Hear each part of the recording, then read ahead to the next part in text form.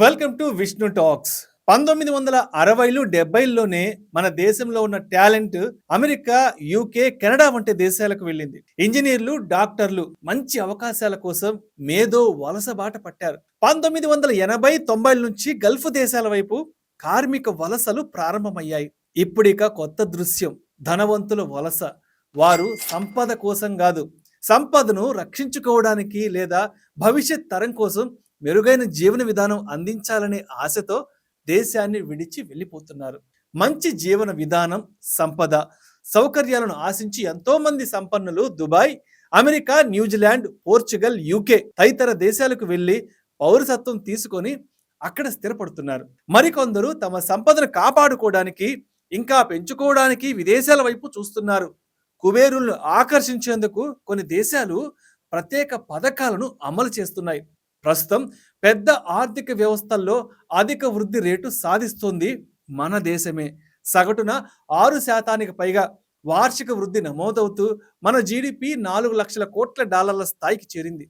10 trillion డాలర్లకు చేరడానికి మరీ అధిక సమయం పట్టదనే అభిప్రాయము వ్యక్తమవుతోంది. మన దేశంలో పేదరికం తగ్గుతూ మధ్య తరగతి జనాభా పెరుగుతోంది, ధనికుల సంఖ్య పెరిగిపోతోంది. 2014 నుంచి 2024 మధ్య మన దేశంలో సంపన్నుల సంఖ్య 72% పెరిగింది. ఇంతవరకు బాగానే ఉంది. కానీ the henry private wealth migration report 2025 ప్రకారం ఒక దేశం నుంచి ఏటా ధనికులు అత్యధికంగా వలసపోతోంది భారతే కావడం ఆశ్చర్యకరంగా ఉంది. ఈ ఏడాదిలో 3,500 మంది భారతీయ సంపన్నులు ఇతర దేశాలకు వెళ్లి స్థిరపడతారని అంచనా. వీరి సంపద విలువ 26 బిలియన్ డాలర్లు, సుమారు 2.24 లక్షల కోట్లకు పైగానే ఉంది. 2024లో 4,300 మంది, 2023లో 5,100 మంది సంపన్నులు మన దేశం నుంచి వలస వెళ్లారు. మన దేశ సంపన్నులను ఆకర్షించడంలో యుఏఈ అగ్రస్థానంలో ఉంది. యుఏఈలో పెద్దది, కాస్మోపాలిటన్ సంస్కృతి కలిగిన నగరమైన దుబాయ్ను ఎంతో మంది సంపన్నులు తమ నివాస కేంద్రంగా ఎంచుకుంటున్నారు. అక్కడి ప్రభుత్వం చేపట్టిన గోల్డెన్ వీసా కార్యక్రమం, 0 పన్ను విధానం ధనవంతులను బాగా ఆకర్షిస్తుంది. యుఏఈలో ఆదాయ పన్ను, వారసత్వ పన్ను, మూలధన లాభాలపై పన్నులు లేవు.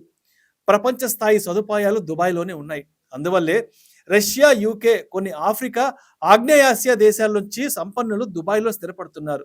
ఈ ఏడాదిలో యుఏఈ 9,800 మంది ధనికులను ఆకర్షిస్తుందని అంచనా.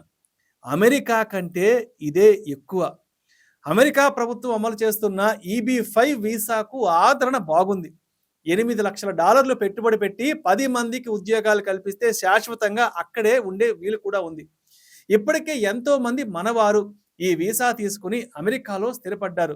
దీంతో పాటు అధ్యక్షుడు ట్రంప్ $5 మిలియన్ పెట్టుబడి పెట్టేవారికి అమెరికాలో శాశ్వత నివాసం ఇచ్చేలా గోల్డెన్ కార్డు కూడా తీసుకువచ్చారు.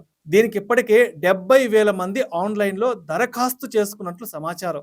గ్రీన్ కార్డుకు ప్రత్యామ్నాయంగా దీన్ని భావిస్తున్నారు. ఐరోపా ఖండంలో చిన్న దేశాల్లో ఒకటైన పోర్చుగల్ కూడా ప్రపంచ దేశాల సంపన్నులను ఆకర్షిస్తోంది. మన దేశం నుంచి ఆ దేశానికి వెళ్ళి స్థిరపడే వారి సంఖ్య కూడా బాగా పెరిగింది. విదేశీయులు తమ దేశంలో పనిచేయడానికి, స్థిరపడడానికి, పౌరసత్వాన్ని పొందడానికి పోర్చుగల్ ప్రభుత్వం వీలు కల్పిస్తోంది. 5 లక్షల యూరోలు అంటే సుమారు ఒక 5 కోట్ల పెట్టుబడి పెట్టి కొన్ని ఉద్యోగాలు కల్పిస్తే అక్కడ గోల్డెన్ వీసా ద్వారా శాశ్వత నివాస యోగ్యం కలుగుతుంది.